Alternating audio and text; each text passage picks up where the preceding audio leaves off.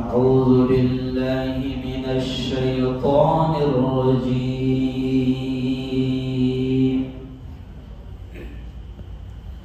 بسم الله الرحمن الرحيم.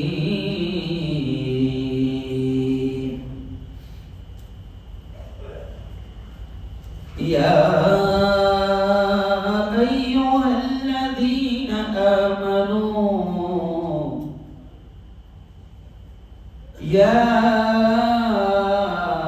أيها الذين آمنوا كتب عليكم الصيام كما كتب على الذين من قبلكم لعلكم تتقون. وقال تعالى: شهر رمضان الذي أنزل فيه القرآن. وقال تعالى: إنا أنزلناه في ليلة القدر وما أدراك ما ليلة القدر. وقال تعالى: يا أيها الذين آمنوا أنفقوا مما رزقناكم من قبل أن يأتي يوم لا بيع فيه ولا خلة ولا شفاعة والكافرون هم الظالمون. وقال رسول الله صلى الله عليه وسلم: يا أيها الناس قد أظلكم شهر عظيم مبارك فيه ليلة خير من 1000 شهر. وقال صلى الله عليه وسلم: هذا الشهر شهر الصبر والصبر ثوابه الجنة. وقال صلى الله عليه وسلم: الصوم لي وأنا أجزي به أو أجزى به، أو كما قال عليه الصلاة والتسليم.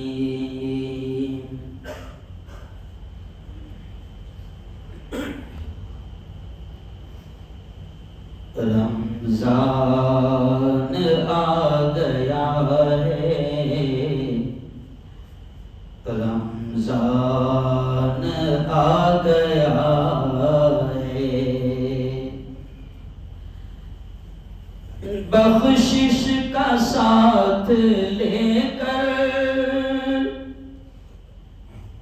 بخشش کا ساتھ لے کر سامان آ گیا ہے، رمضان آ گیا ہے، رمضان آ گیا ہے۔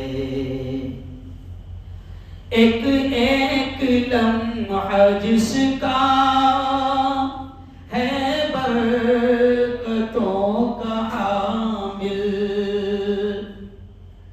ایک ایک لمحہ جس کا ہے برکتوں کا حامل، گھر میں ہمارے ایسا مہمان آ گیا ہے، رمضان آ گیا ہے،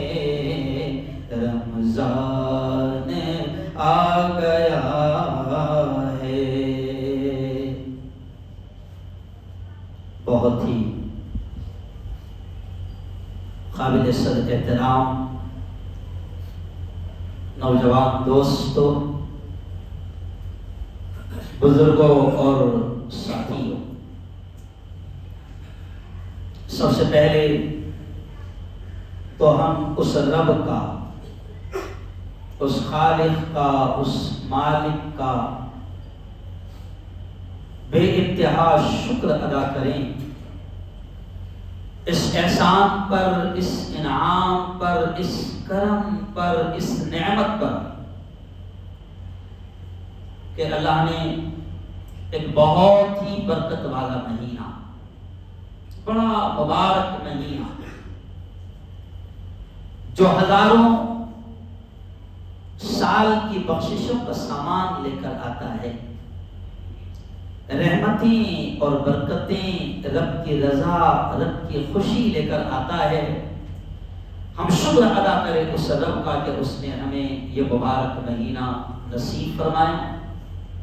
میں دعاؤں کے الفاظ کہوں گا، سب نے آمین کہنا، نہیں معلوم اللہ کس کی آمین کو قبول کر لے۔ اے اللہ، تو نے یہ رمضان دیا ہے، میرے مولا اس رمضان کی پوری خیر و برکتیں ہم سب کو نصیب فرما، زور سے اے اللہ اس رمضان کے روزوں کی توفیق اور طاقت اور ہمت بھی ہم سب کو نصیب فرما، مزہ نہیں آ رہا۔ اے اللہ اس رمضان کی شب قدر بھی ہم سب کو نصیب فرما، اور اے اللہ اس رمضان کی تراویح بھی ہم سب کو نصیب فرما، اور اے اللہ اس رمضان میں قرآن کی تلاوت کی زیادہ سے زیادہ توفیق بھی ہم کو نصیب فرما، اور اے اللہ وہ جو آخری رات ہوگی، دیکھو میں آخری رات کا بھی ذکر کر دے رہا ہوں کیونکہ آپ کے یہاں یہ پہلا بیان ہے اور دوبارہ آپ کا نمبر آنے والا بھی نہیں ہے، اس لیے آج کے بیان میں میں ساری چیزیں ہی لوں گا، کیونکہ مجھے سارے جمعہ بھی میرے بک ہے، طاق راتیں بھی بک ہے، اور آڑی راتیں بھی بک ہے، لیکن سالار نگر بڑا خوش نصیب علاقہ ہے کہ یہاں کے ذمہ داران 2-3 مہینہ پہلے سے ہی کانٹیکٹ کر لیتے اور پہلا جمعہ پہلی فرصت میں بک کر لیتے ہیں۔ ابھی راستے میں آ رہا تھا، سر سے میری ملاقات ہوئی، کہاں جا رہے ہیں، اتنی تیز جا رہے ہیں؟ یہیں پر ٹرن پر۔ تو میں نے کہا سالار نگر جا رہا، کہا کہ کتنے جمعہ جلگاؤں کو دیے؟ میں نے کہا 2 جمعہ صرف جلگاؤں کو دیے، باقی پورا تبرک پورے ہندوستان میں بانٹنا پڑ رہا ہے۔ رمضان کے بھی لمبے لمبے سفر ہے، 2 جمعہ یہاں پر ہے، باقی رمضان کی طاق راتیں 2 یہاں پر، باقی باہر۔ تو ہر جگہ پورے ہندوستان سے ڈیمانڈ ہوتا ہے کہ ہم کو 1 رات دے دی جائے، طاق رات نہیں دے رہے تو کل اورنگ آباد سے فون آیا، طاق رات نہیں دے رہے تو آڑی رات دے دو۔ کاٹا بیل سے بھی ایسی ہوا کہ طاق رات نہیں دے رہے تو کوئی بھی رات دے دو، ہر رات میں ہم جمع ہونے کو تیار ہے۔ تو مجھے جانا پڑتا ہے کہ پہلا جمعہ یہاں پر ہے، تو یہ پہلا اور اس رمضان کا یہ شاید آخری جمعہ آپ کو رہے گا، اس لیے میں پورے رمضان کی جتنی عبادتیں ہو سکتی ہے، بلوانے والا کون ہے؟ زور سے بولو، کون ہے؟ کون بلوائے گا؟ میرا خیال پہلے روزہ لگ گیا تھا، ہے نا، وہ بھی اے سی میں لگا، یہ بھی کمال کی بات، کائے میں لگا؟ ارے بولو نا، اے سی میں لگا، یہ بھی کمال کی بات ہے۔ اچھا وہ جنگ کے میدان میں نہیں ہے۔ تو پورے رمضان کو انشاءاللہ میں ساری چیزیں گھیرنے کی اور سمیٹنے کی کوشش کروں گا، تو میں دعا کے الفاظ کہہ رہا ہوں، اس پر آمین کہہ دینا کہ اے اللہ وہ جو انعام کی رات ہوگی جسے آسمانوں پر لیلۃ الجائزہ کے نام سے پکارا جاتا ہے، وہ انعام کی رات جسے لیلۃ الجائزہ اور ہندوستان میں اور پاکستان میں اور بنگلہ دیش میں چاند رات کے نام سے یاد کیا جاتا ہے، جو بڑی قیمتی رات ہوتی ہے، اسی رات میں بنیان وغیرہ لینے جانا پڑتا ہے، اور پہلے لے لیں تو گناہ ملتا ہے۔ جاتے ہیں مارکیٹ آباد کرتے ہیں، اب تو جلگاؤں میں بھی باقاعدہ وہ کون سا بازار لگنے لگا، क्या बोलते उसको, मीना वादा करने लगा है। वो आखिरी जो रातें अल्लाह से लेने की होती है, सब अजीब बात है, वो अल्लाह से लेने की रातें होती है, मगर पूरी कौम कहाँ जाती है, मीना बाजार में। और सुना है कि वो औरतों के लिए लगती है, मगर वहां पर हमारे जवान भी बड़ी तादाद में नजर आते हैं, है ना, बुध बाजार में भी नजर आते हैं। तो अल्लाह से दुआ करो कि वो कीमती आखिरी रातें हैं, और जब चांद नजर आ जाएगा तो अल्लाह से दुआ करो कि ए अल्लाह वो इनाम की रात भी हम सबको नसीब फरमा। जोर से कह दो आमीन। और फिर अल्लाह से ये भी दुआ करो कि ए अल्लाह जिस दिन तू फरिश्तों को गवाह बना कर देता है, ए फरिश्तों गवाह रहना, और जिस दिन तू बड़ा खुश होता है, यहाँ तक कि हदीस में आता है कि अल्लाह फरिश्तों की ड्यूटियां लगा देता है ना, कि यहाँ पूरे सारा नगर को घेर लेना, ड्यूटियां लगती है। अब ये भी अंदाजा लगाओ, ये हदीस के अल्फाज है, मेरे नबी की जबान से निकले हुए अल्फाज है, और हमारा यकीन है कि पूरी दुनिया का बोला हुआ गलत हो सकता है, मगर हमारे महबूब की जबान से निकलने वाले अल्फाज कभी गलत नहीं हो सकते। प्यारे आका ने फरमाया कि उस दिन, ईद के दिन, अल्लाह इतना खुश होता है कि अल्लाह फरिश्तों को रास्तों पर खड़ा कर देता है। ईदगाह के जितने रास्ते हैं सब पे खड़े रह जाते। अब मसला जलगांव की ईदगाह का नहीं है, मसला पूरी दुनिया की ईदगाह का। अपने छोटे दिमाग में आएगा, इतने होंगे क्या फरिश्ते वाला, प्रॉब्लम है ना, इतने है ऐसे भी लोग हैं। पिछले हफ्ते एक बच्चा मेरे बयान में शामिल था, तो थोड़ा सा 5 मिनट लेट हो गया। बयान में आया वो, मैं एकदम तजुर्बे की बातें सुना था, इधर उधर की, एकदम जो प्रैक्टिकल होते रहता वो सुना। 5-7 मिनट वो लेट हो गया, तो मालक उस पर गुस्सा हो गया, वो ना करता। तो मालक ने उससे पूछा कि इतना क्यों लेट हो गया, तो बोले मुफ्ती हारून साहब आए हुए थे और दुआ थोड़ी सी लंबी हो गई, दुआ थोड़ी सी लंबी हो गई। तो कितने नमूने हमारे अंदर है वो सुन लो। तो मालक ने क्या बोला होगा, सोच भी नहीं सकता। अल्लाह रहम फरमाए, ऐसे भी हमारे ईमान इतने भी कमजोर है। बोले एक बात बता, अच्छा वो रमेश नहीं हमारा मुसलमान है, तो मालक ने उसको ये बोला, एक बात बता, तुम सब इतने दुआ मांग रहे थे, तो क्या अल्लाह ने सबकी सुने ना? अल्लाह हम सबकी जहालत पर रहम फरमाए। वो करीम आका है, और उसकी फरिश्तों की फौज भी इतनी है कि हदीस के अल्फाज आते हैं कि 70,000 फरिश्ते एक मर्तबा अर्श का तवाफ करने घुसते हैं। अर्श का, जैसे अभी आज का मंजर मैंने देखा, काबतुल्लाह का मंजर मैंने देखा कि ऐसा मंजर लग रहा था जैसे हज का मंजर है, क्योंकि अब लोग बाकायदा रमजान में भी अल्लाह के घर का तवाफ करने उतनी बड़ी तादाद में पहुंच रहे हैं जितना हज के मौके पर आते हैं। हमारे यहाँ से भी गए, यहाँ से भी मेरा ख्याल अफजल जनाब वगैरह, मेरा ख्याल 17-18 लोग गए हैं, मेरे खानदान के तकरीबन 11 लोग गए, तो लोग पहुंच रहे हैं। अब सुनो कि ऐसे जैसे जमीन पर काबतुल्लाह का तवाफ होता है, अल्लाह के अर्श पर भी फरिश्ते तवाफ करते हैं, अर्श का तवाफ करते हैं। और कितने हैं, वहां से बात याद आ गई, कितने हैं कि अर्श का तवाफ करने के लिए एक मर्तबा में 70,000 फरिश्तों की जमात घुसती है। और हदीस में आता है कि जिसका एक मर्तबा नंबर आ गया, अब कयामत तक आएंगे, कयामत तक नहीं आने वाला है, तो कितने होंगे वो? अल्लाह से दुआ करो कि वो दिन, मैं बड़े सोच समझ कर बोल रहा हूँ कि वो दिन कितनी मालूम। कल एक ऐलान हुआ मगरिब के वक्त में, इधर चांद दिखने का ऐलान हुआ और एक शख्स की मौत का ऐलान हुआ। तो मैंने घर में एक जुमला कहा कि देखो अल्लाह का ये बंदा दुनिया से चला गया, रमजान नहीं मिला, क्यों? अब हम खुश नसीब हैं कि हमें रमजान मिल गया, लेकिन ये मैं शुरू में जो इतनी दुआएं करवा रहा हूँ, नहीं मालूम कि पहला अशरा मिलेगा या दूसरा अशरा मिलेगा या तीसरा मिलेगा या नहीं मिलेगा।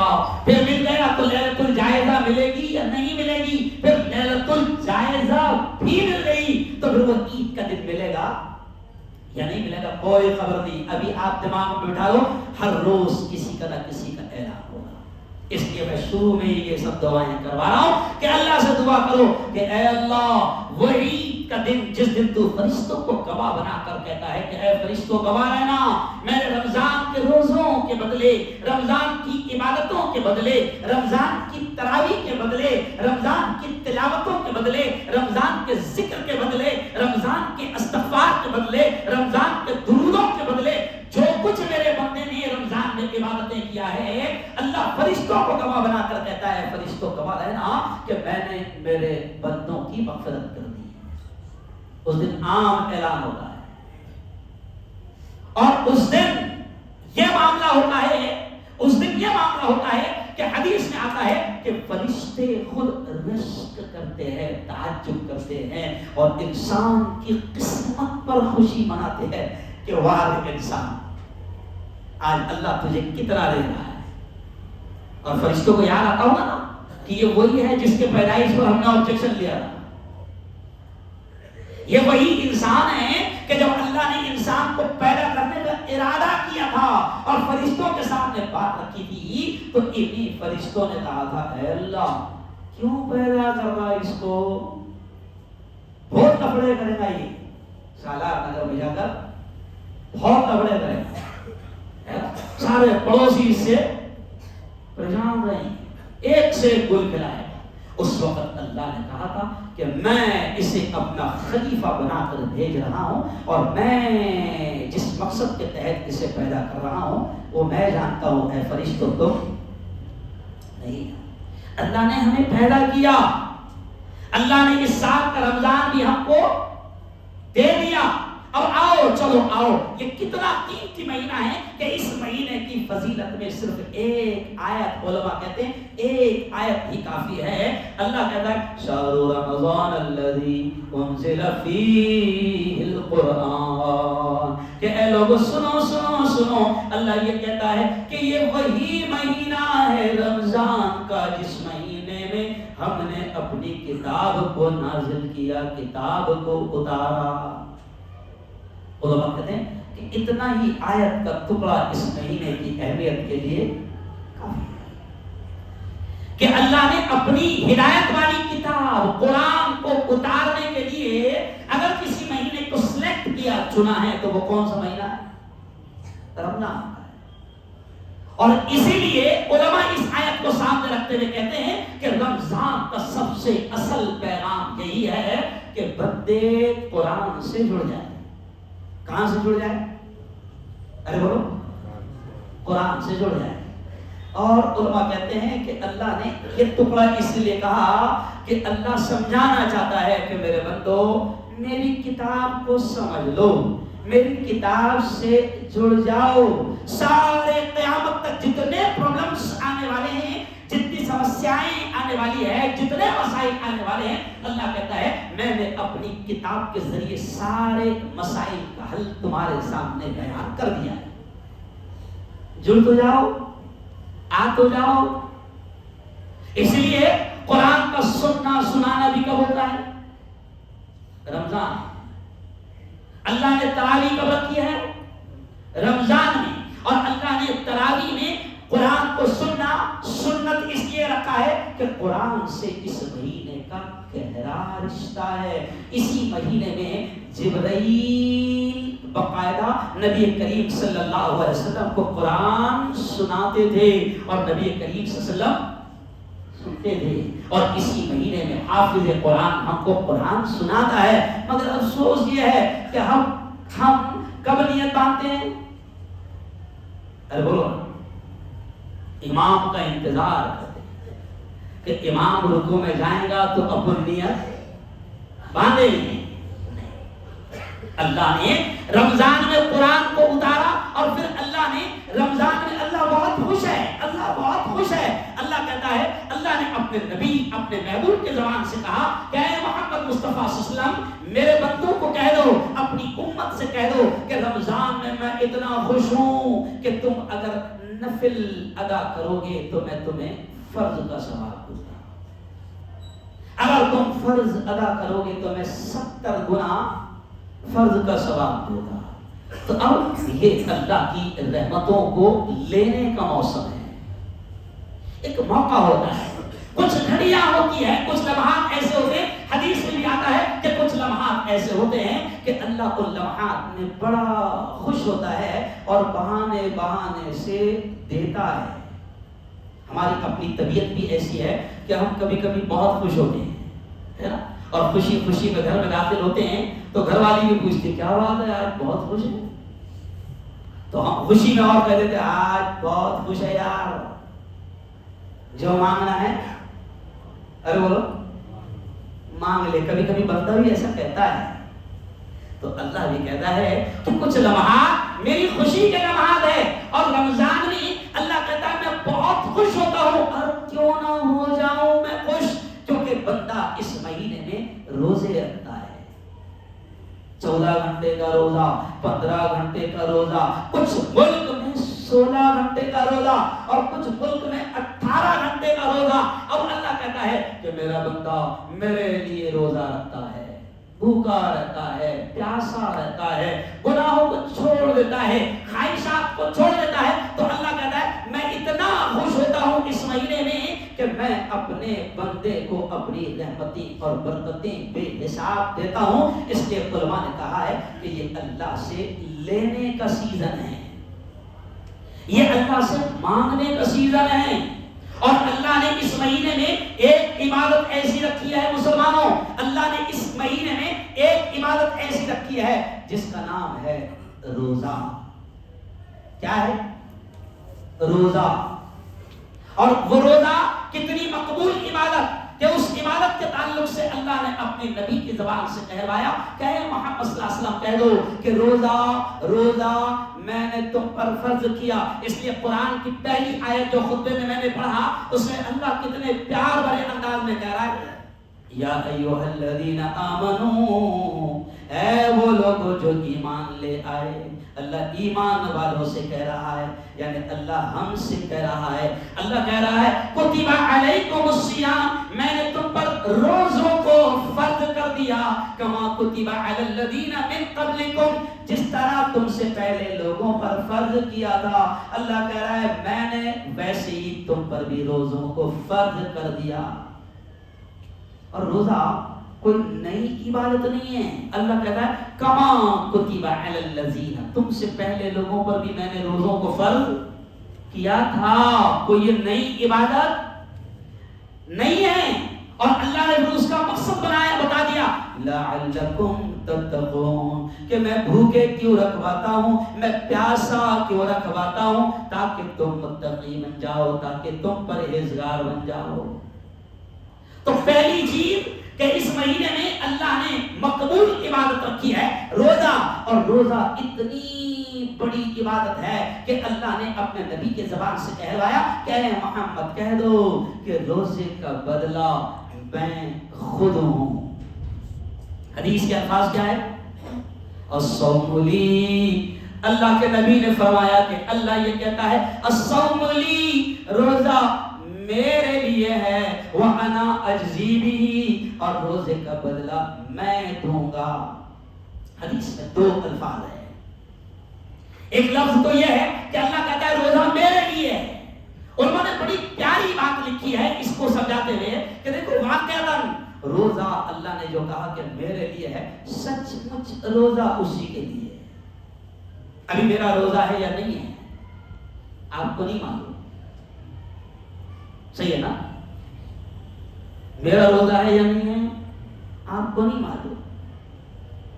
کیوں؟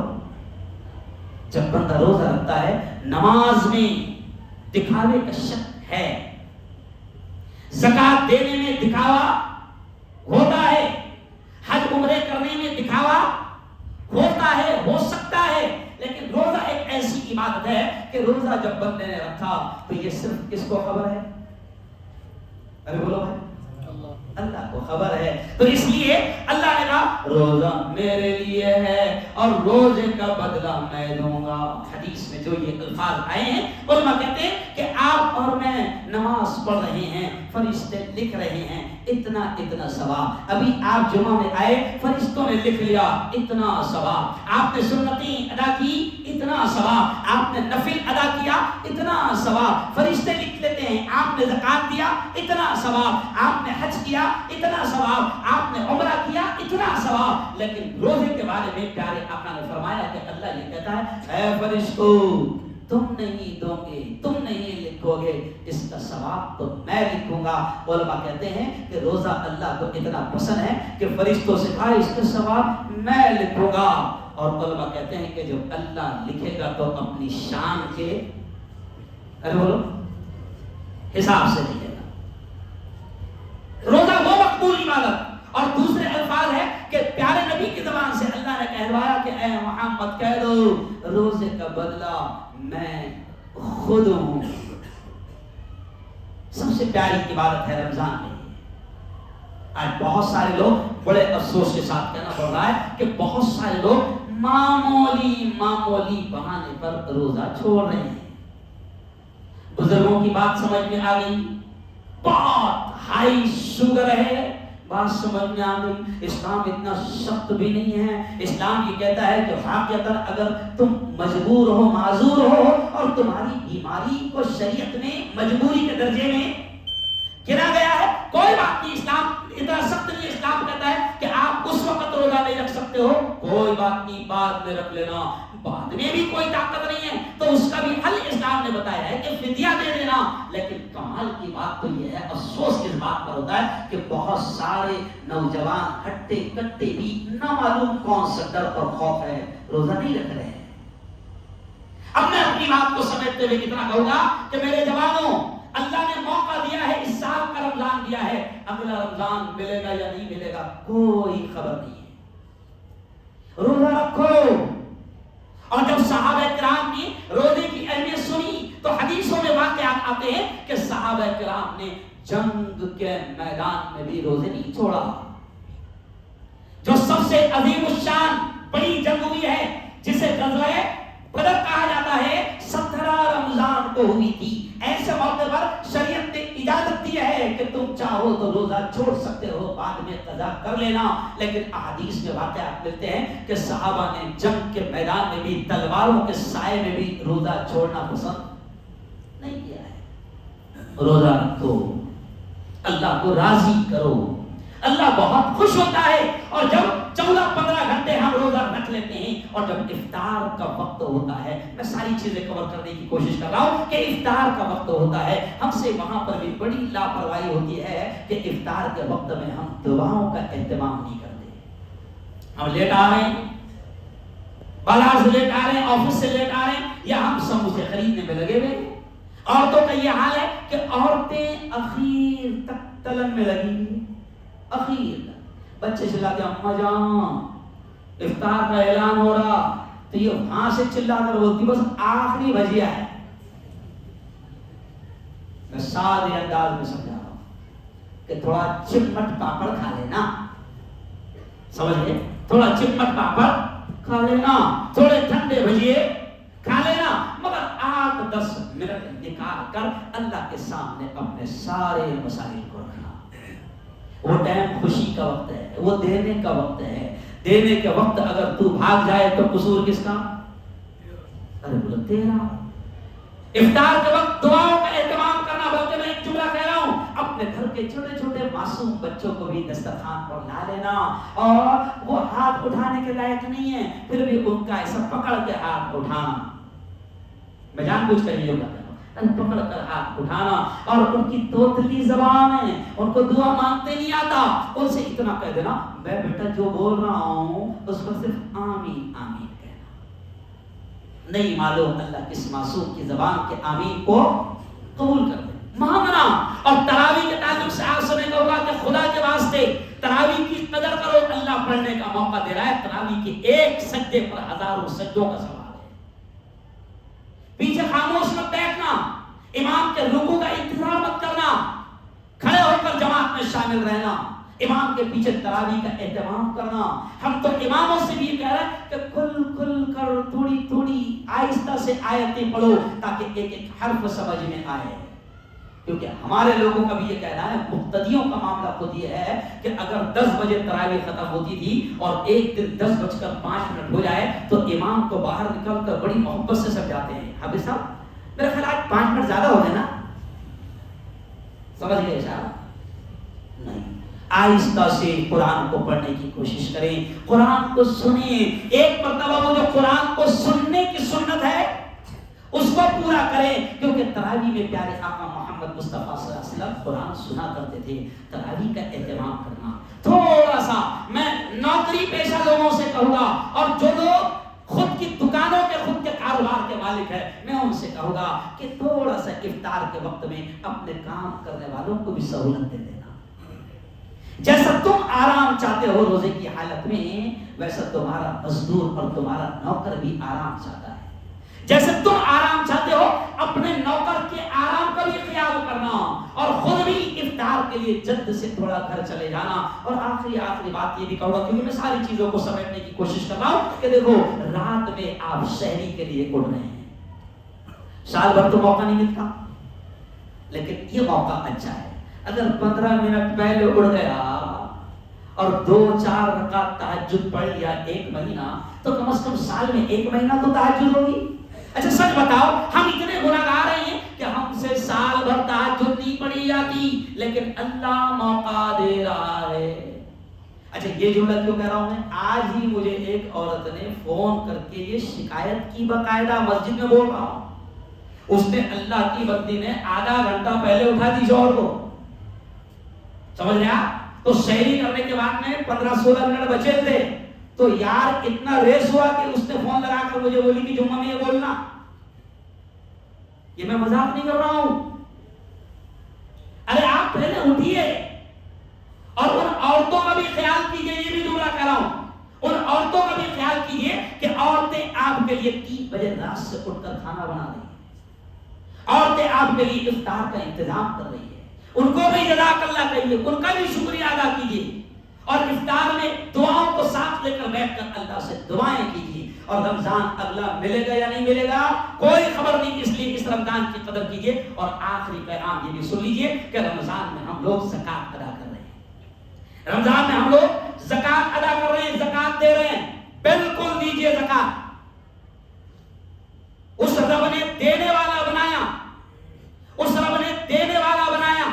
اگر وہ رب ہمیں کٹورا ہاتھ میں تھما کر مسجد کے دروازے پر اگر بھکاری بنا کر کھڑا کر دیتا، کچھ نہیں بگاڑ سکتے تھے. ابھی بھساول میں 8 دن پہلے کسی ہاسپٹل کو اوپننگ ہو رہا تھا، تو میں نے وہاں پر یہ مثال دی کہ ترکی میں جب زلزلہ آیا تو ترکی کا ایک فوٹو وائرل ہوا کہ مسجد کے گیٹ پر 2 لوگ کھڑے ہوئے ہیں بھیک مانگنے کے لیے. اس میں ایک وہ ہے جو ترکی کا کروڑ پتی ہے، زلزلے میں پورا تباہ ہو گیا، اور ایک وہ ہے جو روزانہ اسی گیٹ پر بھیک مانگتا تھا. تو کسی نے وہ فوٹو کیچ کر کے کیمرے میں وائرل کیا کہ زلزلہ آیا تو ترکی کا کروڑ پتی اور ترکی کا بھکاری دونوں ایک گیٹ پر مسجد کے سامنے کھڑے. یہ کیوں کہہ رہا ہوں؟ کہ اس کا شکر ادا کرنا کہ مالک تو نے دینے والا بنایا. اگر تو بھکاری بنا کر کھڑا کر دیتا میں تیرا کچھ نہیں بگاڑ سکتا تھا. تو زکات دے رہے ہو، ایمانداری کے ساتھ حساب لگاؤ کہ کہاں کون سا پلاٹ پڑا ہوا ہے، کتنا گھر میں سونا پڑا ہوا ہے، کتنا اللہ نے مال دیا ہے. ایمانداری کے ساتھ میں حساب لگاؤ، اور زکات دینے میں رتی برابر بھی کوتاہی مت کرو، کیونکہ جو خدا دینا جانتا ہے وہ خدا لینا بھی جانتا ہے. اور یہ بھی پیغام دوں گا کہ زکات لینے کے لیے جو لوگ آ رہے ہیں، الحمدللہ ہمارے یہاں ایک نظام ہے، ان کی انکوائری کی جا رہی ہے کہیں نہ کہیں بڑے اچھے پیمانے پر. زکات لینے کے لیے اور رمضان میں زکات دیتے ہیں تو سارے مدارس والے بھی کب آتے ہیں؟ رمضان میں آتے ہیں. اب وہ آتے دیکھ کر ہر نماز میں، کبھی کبھی آپ کی نماز پہلے ہی روزہ ہے، آپ کے یہاں عصر میں، مغرب میں، ظہر میں 10-20 لوگ آپ کو نظر آئیں گے، تو کبھی بھی ان کو دیکھ کر اپنی پیشانی پر بل مت لانا.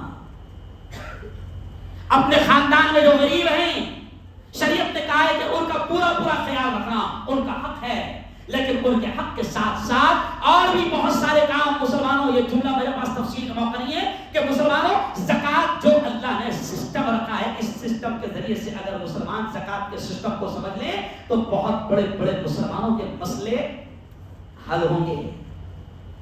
سینکڑوں ہزاروں بچے بے قصور جیل کی سلاخوں میں بن پڑے، کچھ لوگ وہ بھی ہیں، کچھ جماعتیں وہ بھی ہیں جو ان کے چھڑانے کے لیے کام کرتی ہے، ان کو بھی زکوٰۃ دو۔ یہ مدرسے دین کے، اسلام کے، ایمان کے قلعے ہیں۔ یہ مولانا زبیر ہو یا مفتی ہارون ہو، کسی کالج یا اسکول کا مال نہیں ہے، یہ مدرسے کا مال ہے۔ یہ مدرسے گورنمنٹ کی بھیک اور خیرات پر نہیں چلتے، ان کو بھی پورے طریقے سے زکوٰۃ دو۔ اپنے رشتہ داروں کو ڈھونڈو، رشتہ داروں کو دینے میں ڈبل ثواب اس طرح بھی ہے کہ ایک تو زکوٰۃ دینے کا ثواب اور ایک ان سے رشتہ داری کو اور مضبوط کرنے کا ثواب۔ اپنے رشتہ داروں کو دو، زکوٰۃ دینے میں دکھاوا مت کرو۔ 10 20 50 کٹ بانٹ رہے ہو تو ان کٹوں کے فوٹو واٹس ایپ پر مت ڈالو۔ وہ میرا ایک بیان ہوا تھا کہ ماحول ایسا بن گیا ہے، نیکی کر واٹس ایپ پہ ڈال، نیکی کر فیس بک پہ ڈال، زکوٰۃ دو خوب دو۔ آخری جو میں یہ بھی کہوں گا کہ جتنا بے حساب دو گے اللہ بے حساب دے گا۔ ہماری ماں حضرت اسما کچھ بانٹ رہی تھی، ہمارے نبی آئے اور مسکرانے لگے۔ حضرت اسما نے کہا کہ حضور کیوں ہنس رہے ہو، کیا میں کوئی غلطی کر رہی ہوں؟ تو حضور نے کہا غلطی نہیں کر رہی ہو، غلطی مسکرائے اس بات پر رہا ہوں کہ اسما تم گن گن کر بانٹ رہی ہو، اگر گن گن کر بانٹو گی تو اللہ بھی ارے بولو، اور بے حساب بانٹو گی۔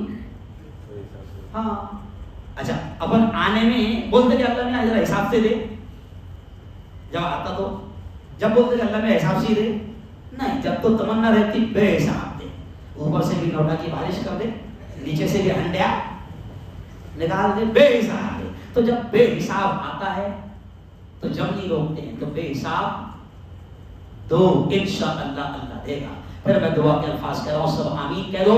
اے اللہ اس رمضان کی پوری خیر و برکتیں ہم سب کو نصیب فرما۔ اور روزے کا ایک مقصد یہ بھی ہے کہ آپ متقی بن جاؤ۔ روزے میں یہ کہا گیا لڑائی جھگڑا مت کرنا، روزے میں یہ سکھایا گیا کہ اگر کوئی تم سے بحث بھی کر رہا ہے تو اس سے کہہ دو کہ میرا روزہ ہے۔ لیکن اس جملے کا مطلب یہ نہیں ہے کہ مغرب کے بعد ملنا، ابھی فی الحال کیا ہے، ابھی روزہ ہے بیٹا، مغرب کے نہیں۔ اس کا مقصد یہ بھی ہے کہ روزے میں لڑائی جھگڑا نہیں ہے، اس لیے کہہ رہا ہوں کیونکہ اکثر لفڑے کا ہوتے ہیں، وہ ٹائم روزہ لگنے کا ٹائم رہتا، تو اکثر لفڑے اسی وقت ہوتے۔ مسجد میں زیادہ مسئلے کب آتے؟ رمضان میں آتے۔ لیکن رمضان روزہ آپ کو متقی اور پرہیزگار بناتا ہے، اور پیارے آقا نے فرمایا کہ لڑائی جھگڑا روزے کو تمہارے خراب کرتا ہے، ثواب کو کم کرتا ہے۔ تو رمضان میں اس سے دور رہو، بلکہ مسجدوں میں سب سے زیادہ لفڑے ہوتے ہیں، مسجدوں میں لفڑے مت ہونے دو، بحث مت ہونے دو۔ شکایت بھی ہے تو کوئی باکس بنا لو میرے بابا، اس میں لکھ کر ڈال دے، کون سا پنکھا چالو نہیں اس میں لکھ کر ڈال دے، کون سا اے سی کم ہوا پھینک رہا اس میں لکھ کر ڈال دے، مگر بحث مت کرو، اطمینان سے رمضان گزارو۔ بس یہ بھی جملہ میں کہوں گا، پورے عالم اسلام کے لیے دعا کرو، ترکی کے لیے دعا کرو، شام کے لیے دعا کرو، لبنان کے لیے دعا کرو۔ کچھ ملک ایسے بھی ہے کہ آج ہم حلق تک کھا رہے ہیں، مگر کچھ ملک ایسے بھی ہے کہ وہاں پر باقاعدہ سحری میں کھانے کے لیے کچھ نہیں۔ کعبہ کے امام سے ایک جملہ یاد آ گیا، کعبہ کے امام سے صومالیہ ایک ملک ہے، سر عجیب جملہ، صومالیہ کے ایک شخص نے کعبہ کے امام سے مسئلہ پوچھا، کعبہ کا امام رونے لگا، اس نے مسئلہ یہ پوچھا کہ حضرت کھانے کو کچھ نہیں ہے سحری میں، تو کیا ایسا روزہ اللہ قبول کرے گا؟ ان کی آنکھوں میں آنسو آ گئے، وہ دہاڑے مار کر رونے لگے۔ لیکن یہ جملہ بتا رہا ہے کہ آج بھی کچھ لوگ ایسے ہیں کہ جن کے یہاں سحری میں کھانے کو نہیں ہے۔ اور یہ جملہ اس لیے بھی کہہ رہا ہوں کہ آس پڑوس میں باقاعدہ تلاش کرو، کچھ خوددار ایسے ہیں جو مانگتے نہیں ہیں. کچھ خوددار ایسے ہیں جو ہاتھ نہیں پھیلاتے ہیں. تو ڈھونڈو اپنے رشتہ دار میں, اپنے پڑوس میں, اپنے محلے میں, اور اگر ان کے سحری اور افطاری کا انتظام کر سکتے ہو تو کرو, کیونکہ پیارے نبی نے یہ فرمایا کہ جو کسی کا روزہ افطار کرائے گا اس کو بھی روزہ رکھنے کے برابر ثواب ہے. صحابہ نے پوچھا حضور ہمارے پاس افطار کرانے کو بہت زیادہ نہیں ہے کسی کو دینے کو, تو اللہ کے نبی پاک صلی اللہ علیہ وسلم نے بڑا پیارا جملہ کہا. پیارے نبی نے فرمایا کہ اگر تم نے کسی کو لسی کا ایک گھونٹ یا پانی کا ایک قطرہ انتظام کر کے بھی روزہ افطار کروا دیا تو اس پر بھی تمہیں اتنا ہی ثواب ملے گا. یعنی جتنا ہو سکتا ہے نیکیاں کماؤ. نیکیاں کمانے کا سیزن ہے, اور سیزن میں نہیں کمائے تو ہم سے زیادہ باولا ارے بولو کوئی نہیں. ابھی کچھ لوگ 3 دن 10 دن کی تراویح کر رہے ہیں. میں نے ان سے مل کر پوچھا کہ ایسا کیوں, تو کہا کہ مفتی صاحب آخر کے 20 دن دھندے کے رہتے. ارے یار اس سے بڑا دھندا کوئی نہیں ابھی فی الحال, کیونکہ یہ نیکیاں کمانے کا موقع بعد میں ملے گا یا نہیں ملے گا نہیں معلوم. اللہ تعالیٰ آپ کو ہم کو تمام کو رمضان کی پوری خیر و برکت نصیب فرمائے. آمین. وآخر دعوانا ان الحمد للہ رب العالمین. جن